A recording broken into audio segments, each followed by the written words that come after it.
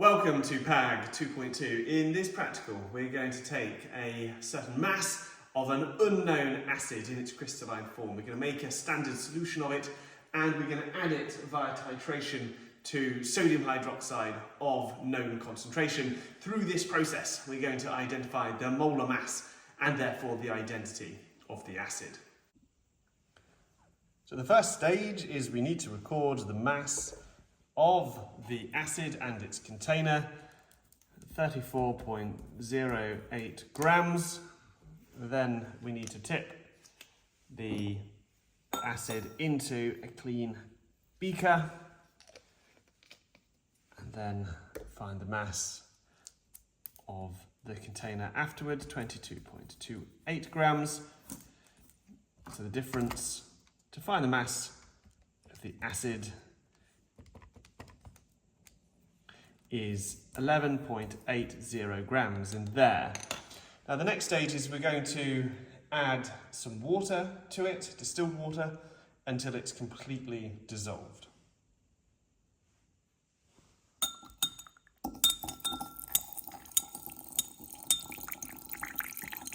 Now it has dissolved, we're going to carefully add it to this volumetric flask.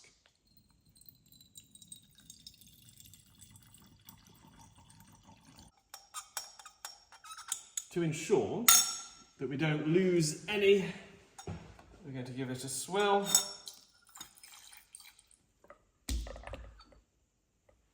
And make sure that ends up in there as well.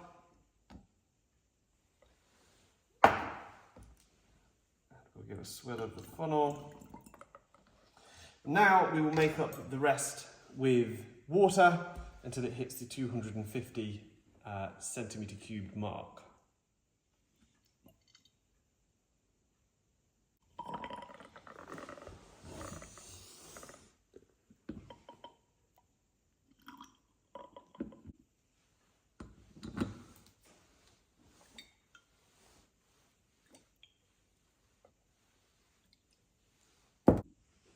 The next step is I'm going to take 25 centimetres cubed of the sodium hydroxide and I'm going to add it to my conical flask. I'm going to do this with a pipette.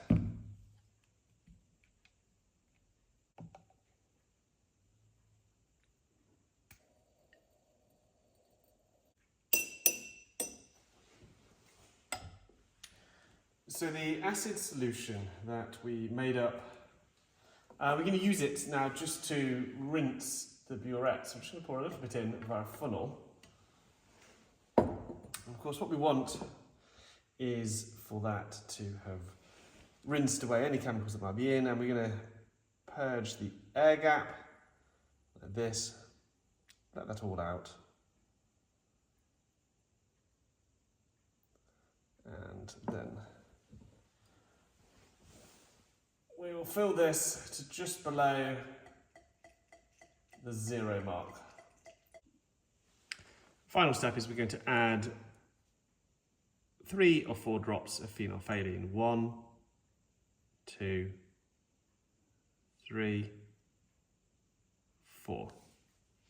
We're going to keep that consistent between our observations so that the colour is of the same intensity when it's at the same point of pH. So now we are ready to do our titration, and what we're going to do is we're going to add the acid, we're going to swirl this, and what we're looking for is that the colour change pink to faint pink, and it persists for 20 seconds. So we'll do that very accurately and we'll see how much the volume has changed.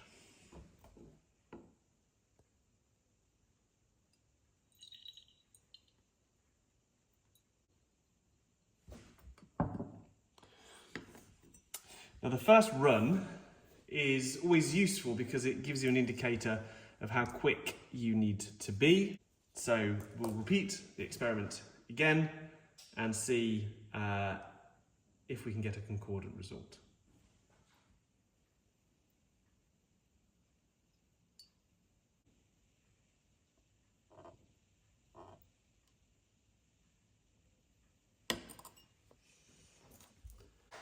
So here we have the data, and we were very lucky actually that we managed to get concordance within the first two trials.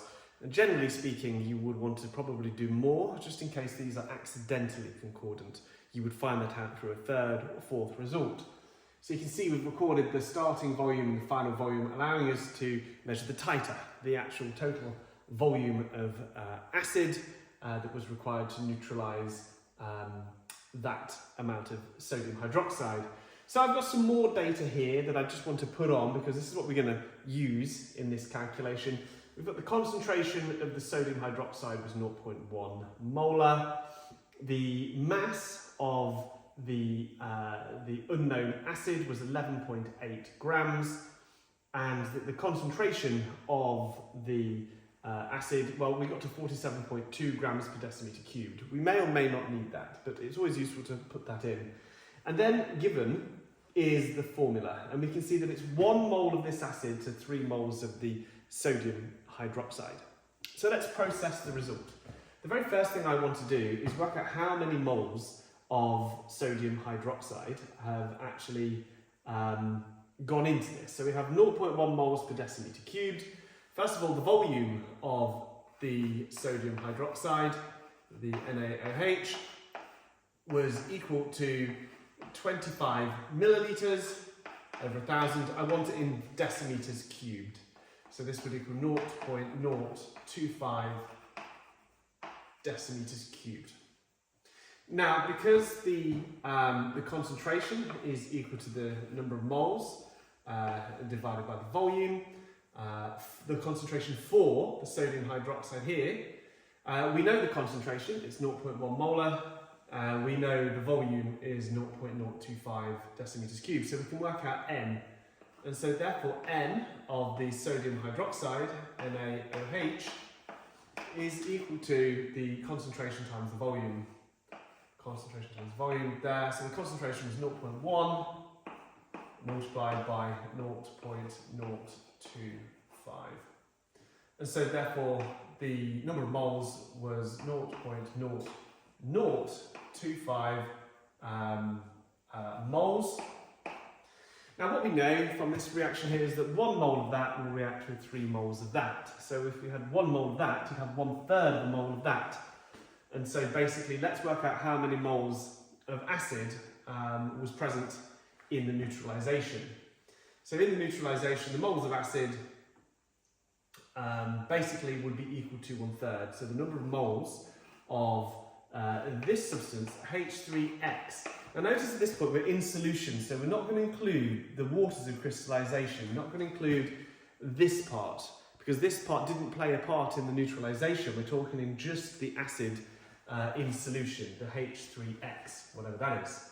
So that is going to be equal to 1/3 multiplied by the number of moles of NaOH, which is equal to 1/3 times 0.025. So 0.025 times 1/3, and we have 8.33 times 10 to the minus 3 moles. The next stage is to work out how many moles there were present in the whole volumetric flask. So in 4.1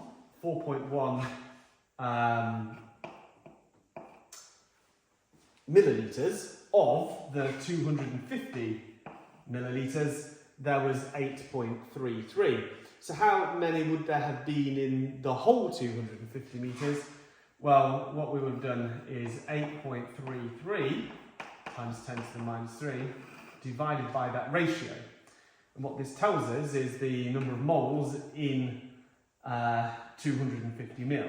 So, excuse the shorthand, but so divide that by 4.1 divided by 250, and we get 0.508. Let's just check my working out. Okay, figured out. Calculator error just here. -4. which means, carrying on, this is -4 just here. -4. So 8.33 times 10 to the -4 divided by 4.1 divided by 250. So we get 0.051 moles present in the 250 millilitres. So we know how many moles are present in that whole thing. So now we need to work out what the molar mass is. So if we know the number of moles is equal to the mass divided by the molar mass. We know how many moles are present of this chemical, but now we're considering the hydrated form. So we have got the mass of the hydrated form. We know that the number of moles of this is going to be the same number of moles as all of this, because these were in this relationship. And so, therefore, the number of moles, which is the number of moles of this whole thing, H3X dot NH2O, is equal to the mass that we measured out of this chemical divided by the molar mass of this same thing, H3X dot NH2O.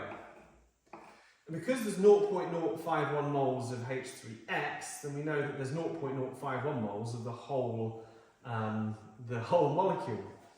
So let's do the mass divided by the number of moles. This should give us the molar mass of this substance. So the mass that we found at the very beginning was 11.80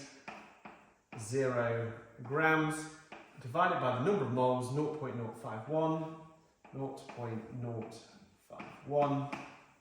So 11.8 divided by 0.051, and we get 231.37 grams. How accurate were we?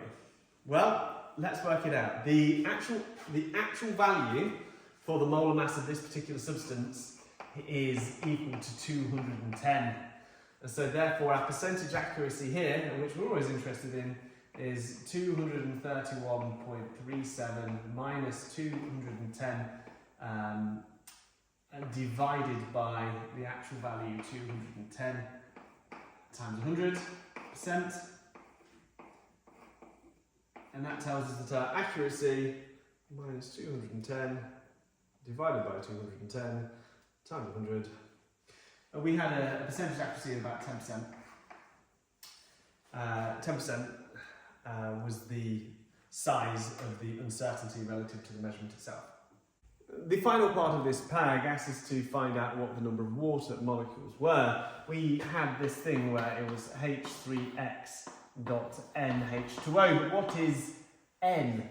They told us that the actual value should be 210 grams per mole, and they gave us this formula. It is, in fact, citric acid. So what is how do we process this? Well, I think the first thing is we need to keep a tally. We need to count up what the molar mass is of everything present and compare it to that. And then we need to look at what the difference is. So we have in here carbons, hydrogens, and oxygens, and that is it. So this requires us to keep a very careful tally. 1, 2, 3, 4, 5, 6. 6 carbons. 1, 2, 3, 4, 5, 6, 7, 8 hydrogens. 1, 2, 3, 4, 5, 6, 7 oxygens. Okay, so the molar mass of this part of it, H3X, is equal to 6 times 12, the molar mass of carbon, plus 8 times 1, plus 7 times 16. Calculator. So I get 192 grams.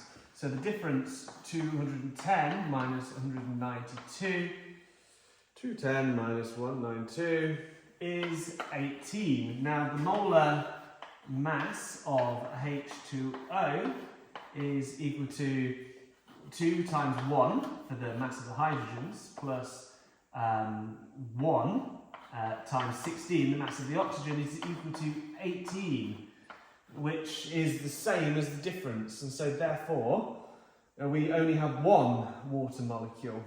So the actual formula is that N equals 1. This is citric acid monohydrate.